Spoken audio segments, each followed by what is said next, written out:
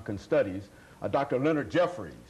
Dr. Leonard Jeffries, of course, is from New York, and with Dr. Jeffries is Dr. Anderson Thompson. And of course, Dr. Jeffries and Dr. Thompson, let me welcome both of you to the show this morning.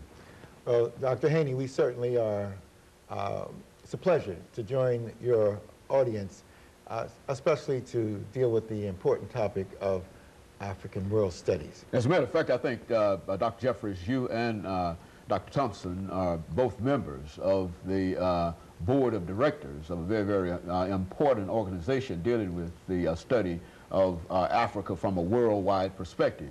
We're going to talk about that organization this morning and talk about some of the things that the two of you have been involved in. But before we do that, Dr. Jeffries, let's have you and later Dr. Thompson to give us some information about your background, your education, and some of the things that were important in terms of leading you eventually to where you are this morning. And of course, if you'll take a few minutes in developing that, Dr. Thompson will give us the same kind of information, and then we'll be able to talk about the topic this morning, Africa World Studies. Well, certainly, Dr. Haney, I have had a chance to travel around the world, but my beginnings are very, like everyone else, in the urban community of Newark, New Jersey. I was born. My folks are from, my mother's side is Virginia, Farmville, Virginia. My father's side is Kelly, Georgia, south of Atlanta, in the Monticello area.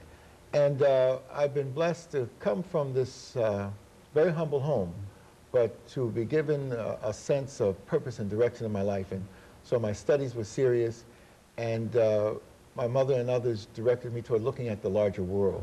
So I had a chance to travel. After I went to Lafayette College, I won a Rotary International Fellowship. That allowed me to travel to Europe, study in Switzerland, study in France. That opened up another world to me, a worldview.